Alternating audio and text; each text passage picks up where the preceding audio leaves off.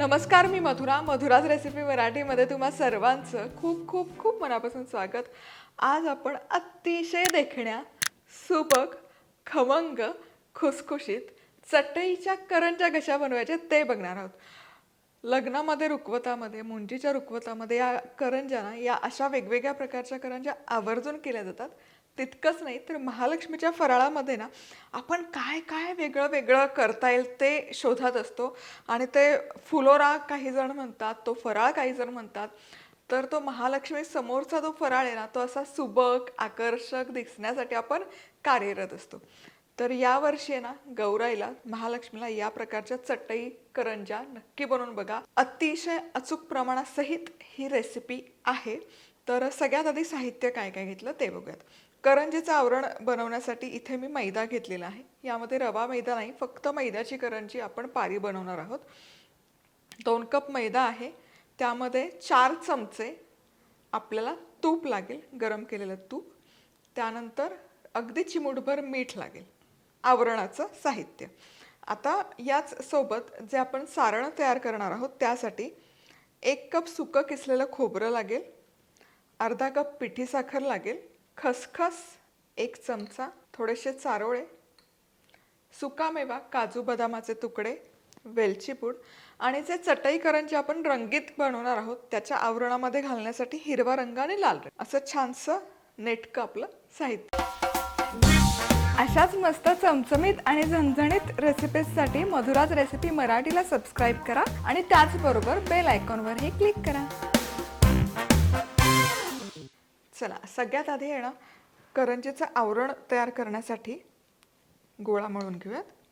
ते मैदा घ्यायचा, यामध्ये मीठ घालूयात आणि गरम केलेलं तूप आहे, 4 चमचे हे तूप आणि हलकंसं गरम आहे त्यामुळे आधी चमचाने मिसळून घ्या. आता तूप छान आहे ना, हाताने आपण संद करून घ्यायचं. साधारण ब्रेड क्रम दिसतात किंवा बारीक रवा दिसतो ना, तसं याला टेक्स्चर आलं पाहिजे. त्यामुळे तूप असं हातात चोळून चोळून घ्यायचं. आता हे मिश्रण बघा, असं एकसंध झालेलं आहे. आता हे 3 बॅचेसमध्येच मी मळून घे. आता हे 3 बॅचेसमध्ये का मळणार ते सांगते. कारण तुम्ही आत्ताही मळून ठेवू शकताच, पण मग काय होतं ना, रंग असा एकसारखा मुरला जात नाही आणि मग खूप रंग टाकत मळत राहावं लागतं. पांढरा बेस आपल्याला थोडा कमी लागेल आणि रंगीत बेस थोडा जास्त लागेल. कारण पांढरा बेस आहे ना, आपण एकदम पातळ लाटावा लागतो आपल्याला. यामध्ये थोडं थोडं कोमट पाणी घालायचं, कारण तूप घातलंय आपण. जर तुम्ही थंड पाणी टाकलं ना तर काय होतं, करंजी जेव्हा तळतो ना आपण तेव्हा त्यावर बुडबुडे येतात. त्यामुळे कुठलाही पदार्थ ज्यामध्ये मोहन आहे ना, कोमट पाण्याचा वापर करायचा आणि मळून घ्यायचं. हे बघा, आता ही कणिक आहे ना, छान अशी मळून घ्यायची. तसा जोर लावायचा, जोर लगा की हैशा करायचं आणि मळून घ्यायचं. जितकं मळून घ्याल तितकी आपली पारी सुबक बनते, एकसारखी बनते. पुढची बॅच तयार करूयात. तर समप्रमाणात विभागणी करून घ्यायची. यामध्ये आता खायचा रंग घाल, पाणी घालून गोळा तयार करायचा. ही पण कणिक छानपैकी मळून झाली. छान एकसारखा रंग आलेला आहे. हीच प्रोसेस तुम्ही जर आधी केली असती ना तर रंग त्याला लागायला प्रचंड वेळ गेला असता. पांढरं झालंय, लाल झालंय. आता हिरवा रंग घालूया.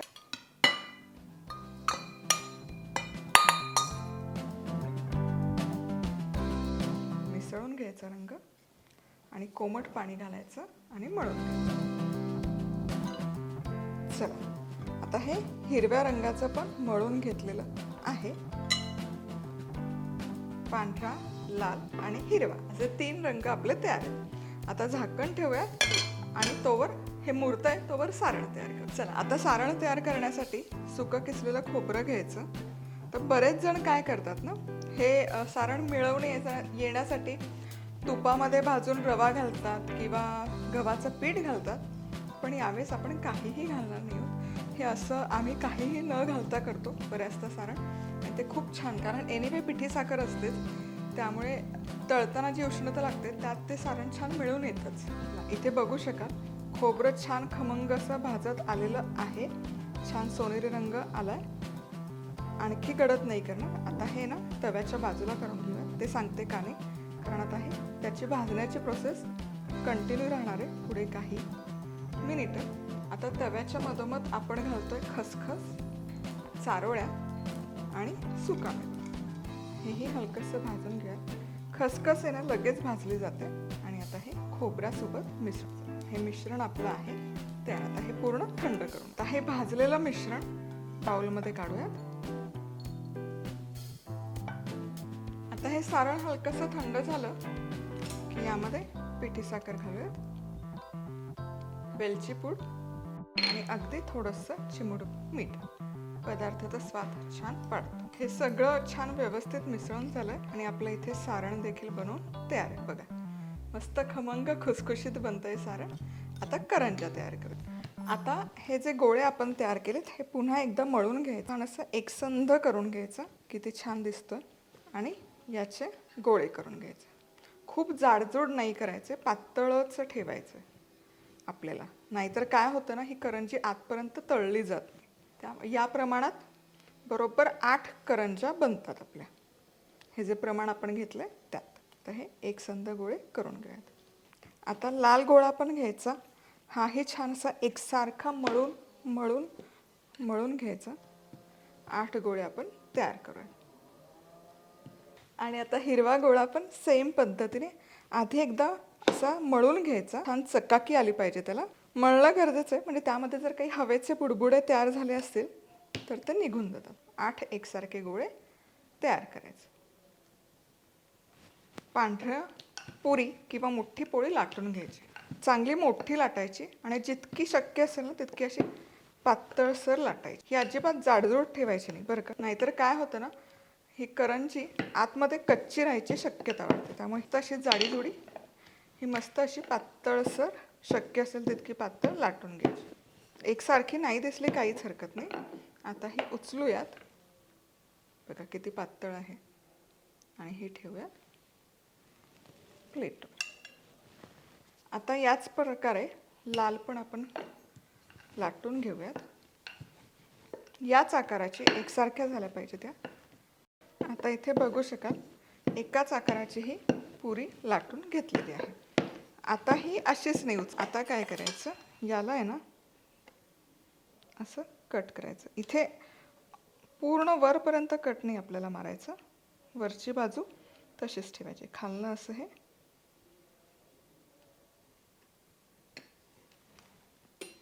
आता हे जी बाजू जी आपण कट नाही केली ना त्या बाजूने हे उचलायची आणि हे एका बाजूला ठेवूयात. आता हिरवी लाटी पण घ्यायची आणि ही पण त्याच पुरीच्या आकाराची लाटून घ्यायची. कलाकुसरीचं काम आहे.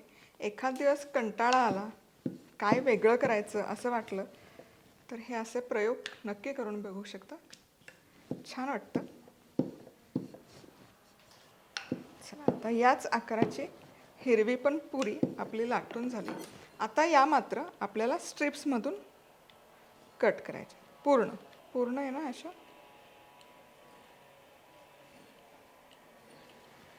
पट्ट्याच कट करायच्या आणि या पट्ट्या काढून डिशमध्ये ठेवा. चिकटत नाही एकमेकाला, त्यामुळे काही काळजी करू नका. आता सगळ्यात पहिले आपण जी पांढरी पोळी करून घेतली होती ही पोळी घ्यायची. छान एकसारखी सफाईदार करून घ्यायची. या पोळीवर ही लाल रंगाची पोळी ठेवायची आणि याच्या झुरमुळ्या आहेत या छान ॲडजस्ट करून घ्यायच्या. पसरल्या गेल्या नाही पाहिजे, एकाला एक लागून राहिलं पाहिजे.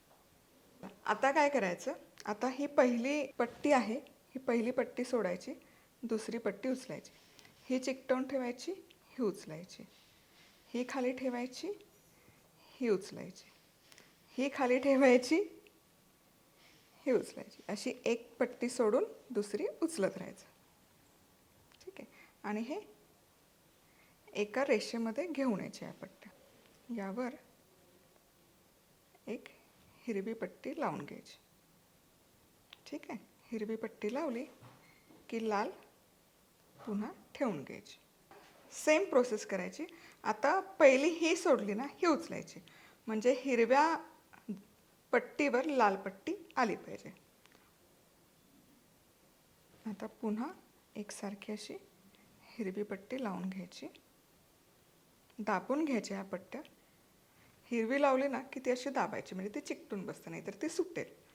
आणि आता पुन्हा लाल पट्टी काढायची.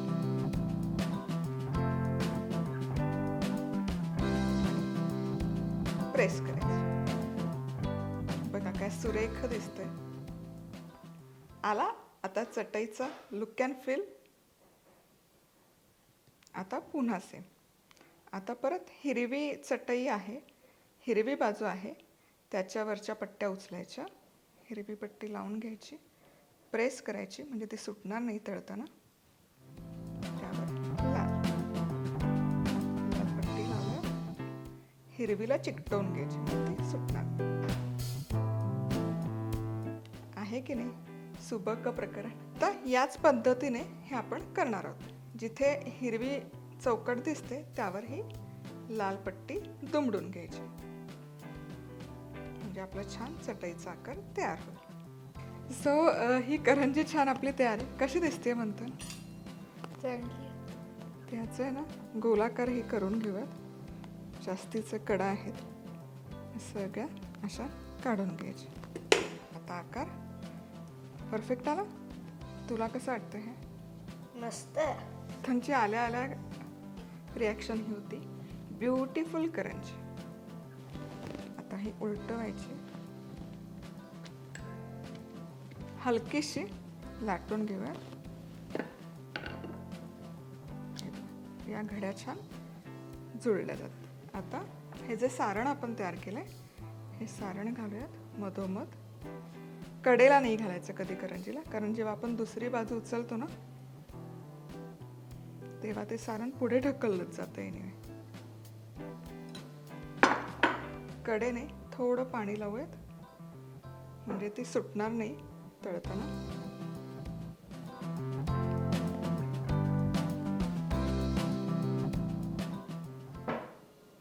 आणि ची टोकं जुळवून घ्यायची. कशी दिसते? मस्त. टोकं छान जुळवायची, अजिबात तळताना सुटली नाही पाहिजे. चला, आपली ही चटई करंजी इथे बनवून तयार आहे. आणि अगदी वाटलं खूपच कड राहते, तर ही कड पण आपण काढून घेऊयात, म्हणजे याला दिसायला आणखी सुबक दिसेल. बघा,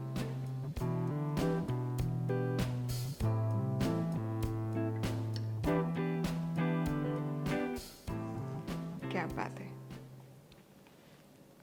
आता याच पद्धतीने सगळ्या करंज्या, चटई करंज्या मी करून घेते आणि मग तळूयात. आता या करंज्या आहेत ना, काही करून घेतल्यात मी. कितीही काही झालं तरी ही जी टोकं, म्हणजे जिथे टोकं दाबायचे प्रकार असतात, करंजी, बालुशाही करंजी असेल, साटोरी असेल, सांजोरी असेल, हे ना अजिबात ओव्हर कॉन्फिडन्समध्ये जायचं नाही. तेलात टाकण्यापूर्वी पुन्हा हलकंसं प्रेस करून घ्यायचं.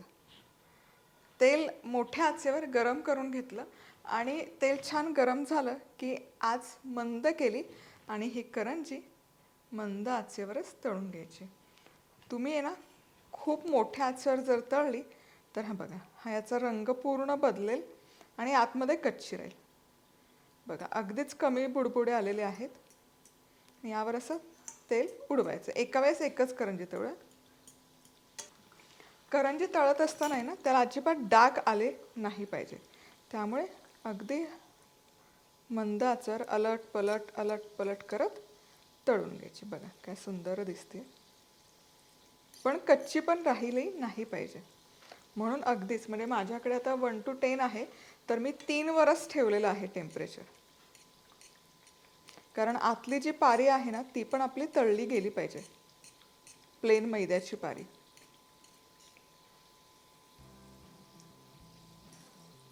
आणि सारखी अलटपलट करत तळत घ्यायची, म्हणजे त्याला डाग पडत नाहीत. करंजी तळत असताना हे बघा, खूप सारे बुडबुडे दिसतात.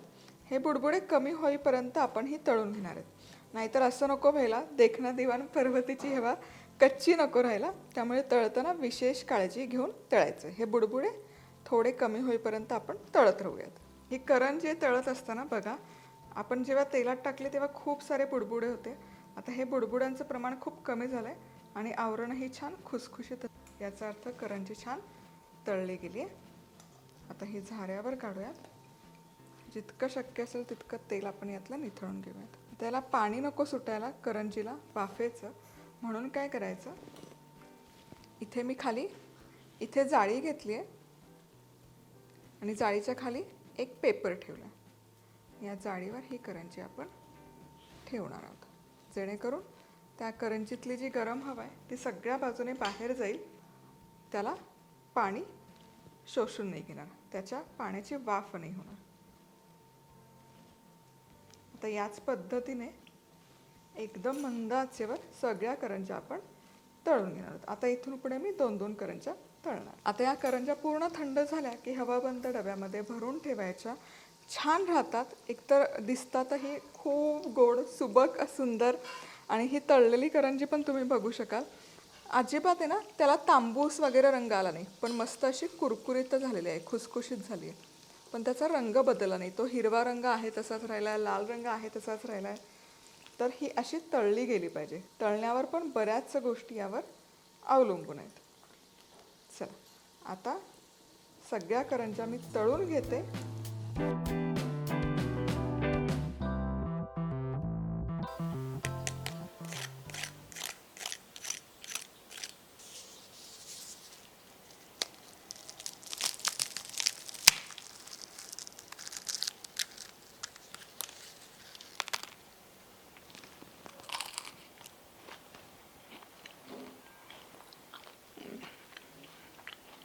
पुन्हा भेटूयात अशाच मस्त मस्त पदार्थांसोबत. तोवर मस्त राहा, खुश राहा, आनंदी राहा आणि सगळ्यात महत्त्वाचं